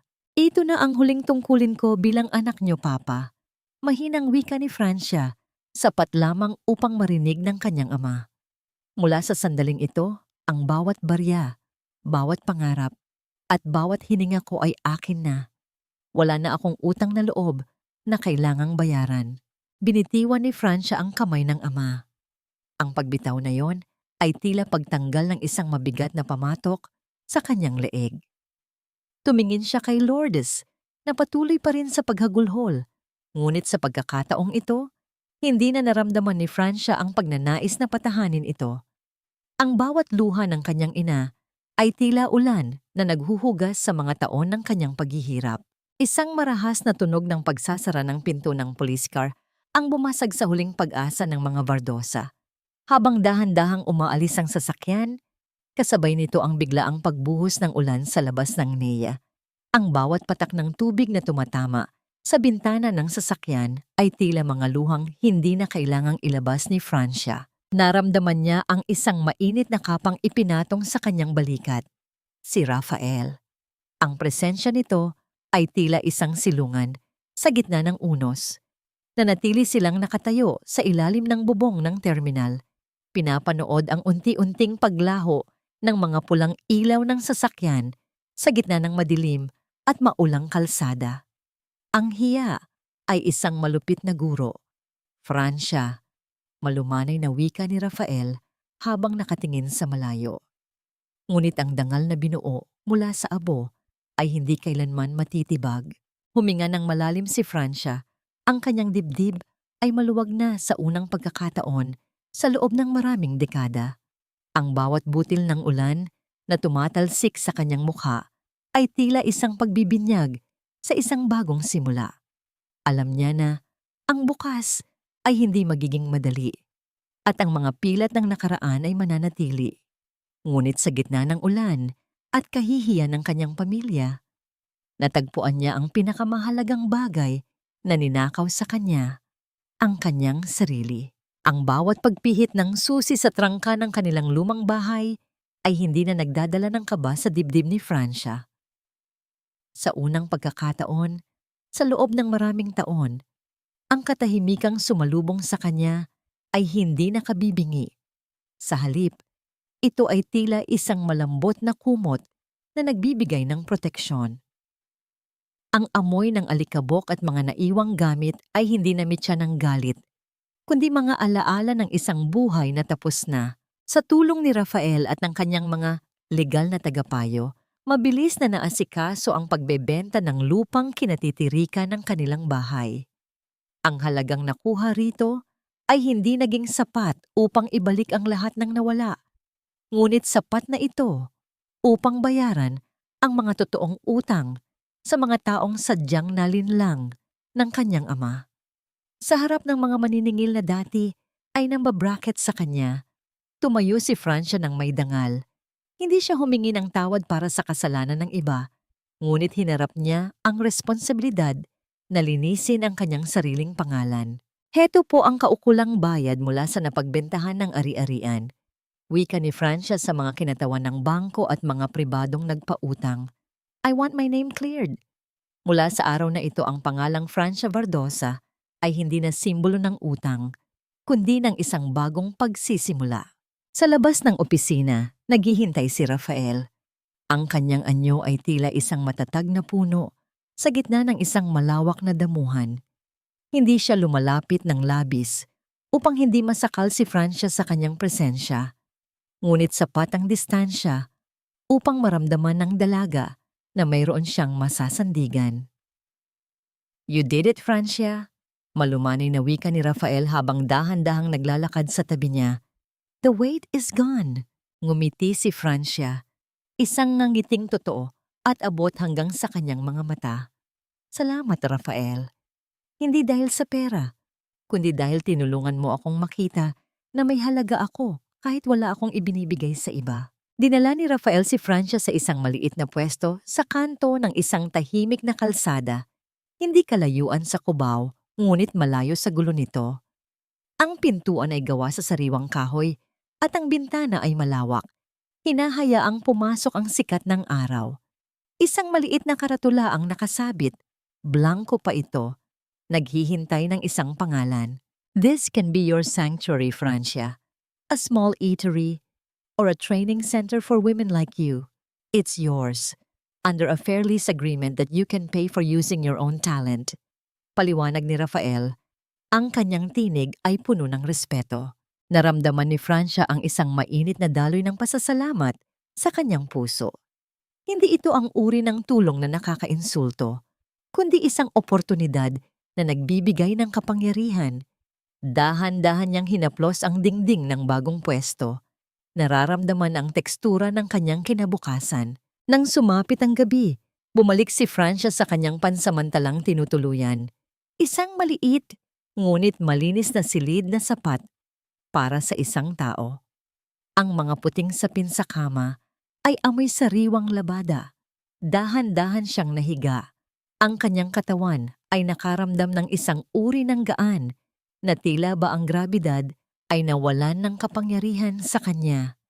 Walang sumisigaw na Mateo, walang nagmamaktol na Selena, at walang manipulatibong tinig ni Lourdes.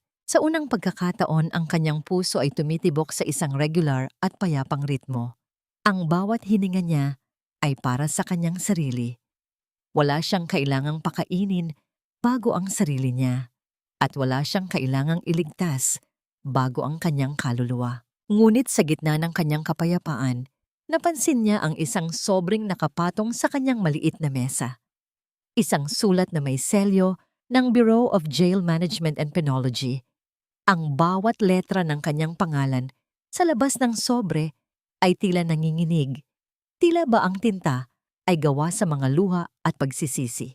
Dahan-dahang kinuha ni Francia ang sobre. Ang papel ay magaspang sa kanyang mga daliri. Alam niyang mula ito sa kanyang ina.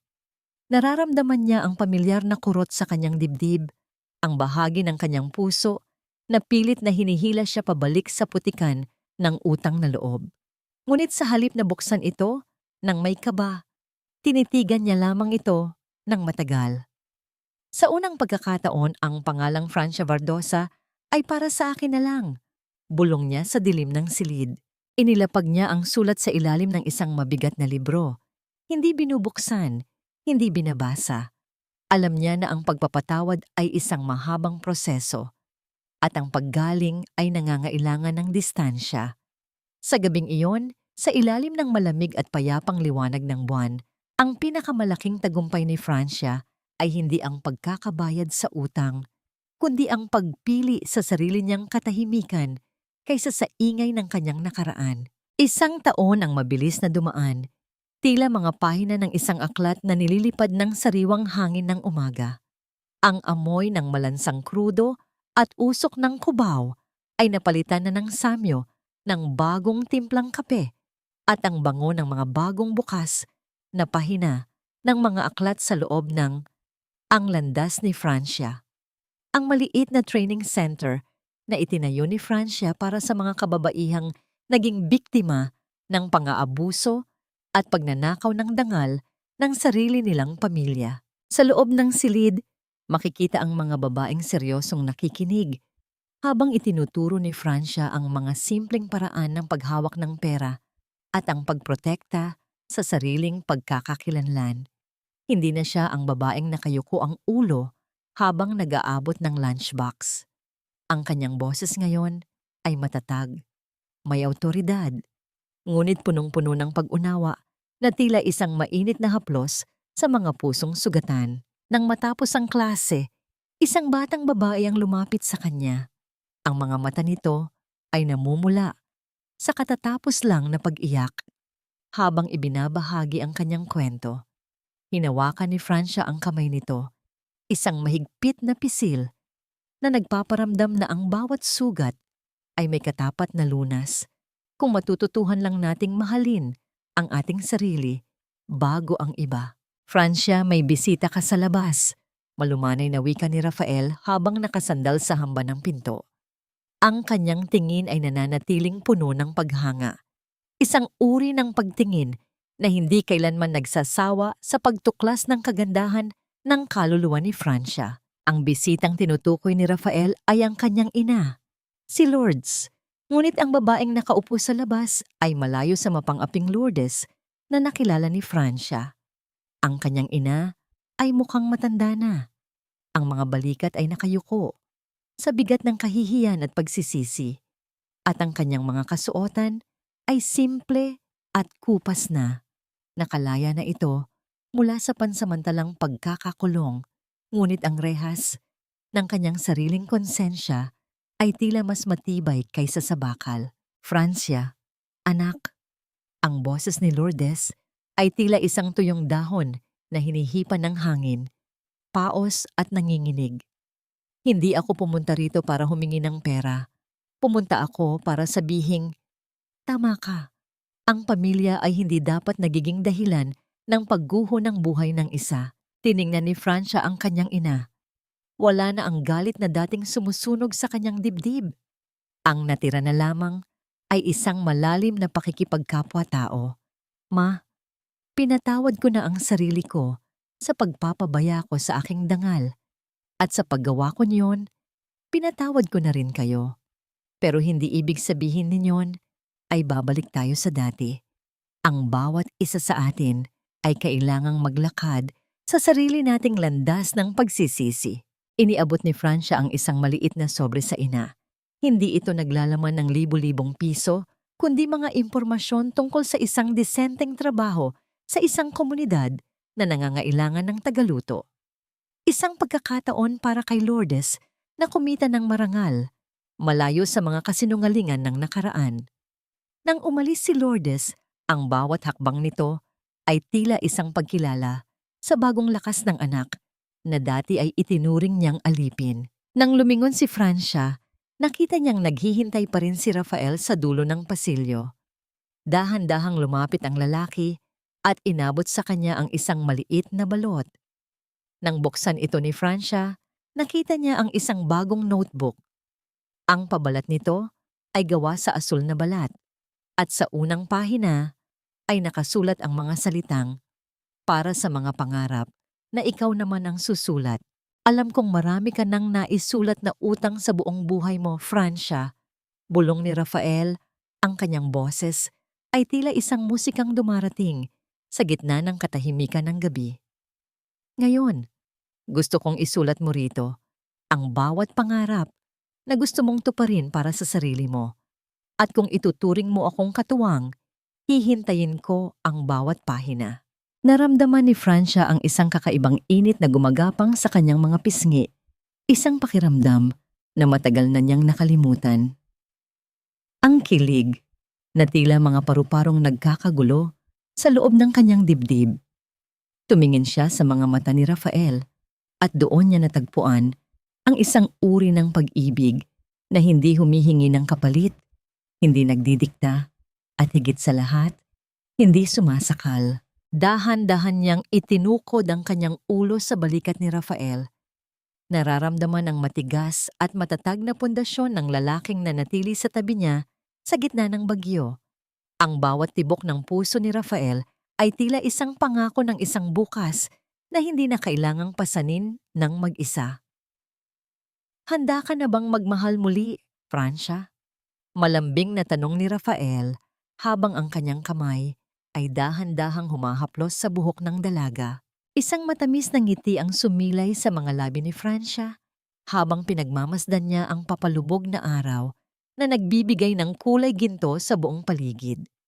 Handa na akong magmahal, Rafael, dahil sa wakas, alam ko na kung paano mahalin ang sarili ko bago ang iba. Ang terminal ng Cubao sa gabing ito ay hindi na amoy pait at paghihirap para kay Francia. Ang malalim na ugong ng mga makina ng bus na papalabas at papasok sa terminal ay tila naging isang pamilyar na musika na sumasabay sa masiglang pintig ng kanyang puso.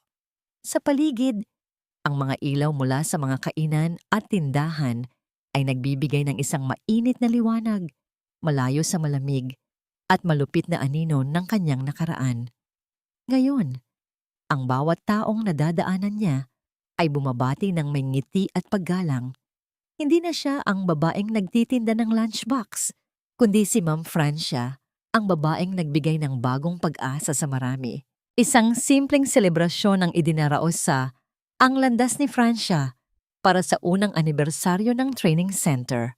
Naroon si Aling Belen na may suot na pinakamagandang barot saya at si Lola Isang na masayang nag-aabot ng mga kakanin sa mga bisita. Habang pinagmamasdan ni Francia ang kagalakan sa mukha ng mga taong naging pamilya na niya sa puso, naramdaman niya ang isang marahang haplos ng hangin sa kanyang balat, tila isang munting paalala ng kalikasang nakikibahagi sa kanyang kaligayahan. You look beautiful tonight, Francia. Mas maningning ka pa sa mga ilaw ng terminal. Bulong ni Rafael habang dahan-dahang tumatabi sa kanya. Ang kanyang boses ay puno ng katapatan na tila isang dalisay na awit sa pandinig ng dalaga. Ngumiti si Francia at bahagyang sumandal sa balikat ni Rafael. Salamat, Rafael. Akala ko dati, kailangan kong lumipad ng malayo para lang mahanap ang ganitong klaseng kapayapaan. Pero nandito lang pala iyon, sa pagtanggap na hindi lahat ng pamilya ay nasa dugo. Ang pamilya ay kung saan ka pinahahalagahan ng walang kondisyon. Dahan-dahang kinuha ni Rafael ang kamay ni Francia, ang kanyang mga daliri ay maingat na humahaplos. Sa mga kalyo na ngayon ay simbolo na ng karangalan. Inakay niya ang dalaga patungo sa rooftop ng gusali, malayo sa ingay ng selebrasyon. Doon, sa ilalim ng malawak na kalangitan, kung saan ang mga bituin ay tila mga hiyas na nakakalat sa itim na pelus, tumigil ang mundo para sa kanilang dalawa. Ang bawat hininga ni Rafael ay nararamdaman ni Francia, isang mainit at panatag na presensya sa kanyang tabi. Alam mo, Francia, sa lahat ng mga biyaherong dumaan sa terminal na ito, ikaw ang nakapaglakbay ng pinakamalayo. Hindi mo narating ang Canada, pero narating mo ang pinakamahalagang hantungan, ang sarili mo. Dahan-dahang iniharap ni Rafael si Francia sa kanya. Sa ilalim ng malambot na liwanag ng buwan, ang kanilang mga mata ay nagtagpo, nagpapalitan ng mga salitang hindi kayang bigkasin ng bibig. Marahang inilapit ni Rafael ang kanyang mukha at naramdaman ni Francia ang mahinang pagdampi ng mga labi nito sa kanyang noo. Isang halik na puno ng respeto, pangako, at isang wagas na pagmamahal. Kasunod nito, dahan-dahang ipinatong ni Rafael ang kanyang noo sa noo ni Francia habang ang kanilang mga kamay ay mahigpit na magkahawak, tila isang tanikalang gawa sa sutla na hindi kailanman sasakal, kundi magbibigay ng proteksyon. I love you, Francia. Hindi kita ililigtas dahil kaya mo nang iligtas ang sarili mo. Sasamahan lang kita sa bawat hakbang, sa bawat pahina ng notebook na isusulat natin ng magkasama. Mahinang wika ni Rafael, ang kanyang boses ay may halong panginginig ng matinding emosyon. I love you too, Rafael. Tugon ni Francia. Ang kanyang tinig ay matatag at puno ng katiyakan. Salamat sa pagtuturo sa akin na ang tunay na pag-ibig ay hindi pagsasakripisyo ng sariling dangal, kundi ang pagbuo ng isang buhay kung saan pareho tayong malayang lumipad. Sa sandaling iyon, ang huling bakas ng sakit mula sa mga lumang Biyernes ay tuluyan ng naglaho. Wala ng utang na kailangang bayaran, wala ng takot na maiwan. Pinagmasdan nila ang malawak na abot-tanaw ng Maynila. Ang bawat ilaw sa malayo ay tila isang mitya ng bagong pag-asa. Naisip ni Francia ang kanyang pamilya, ang kanyang ina, si Mateo, at si Selena. Hindi na siya umaasa sa kanilang pagbabago, ngunit hindi na rin siya nakakulong sa kanilang galit.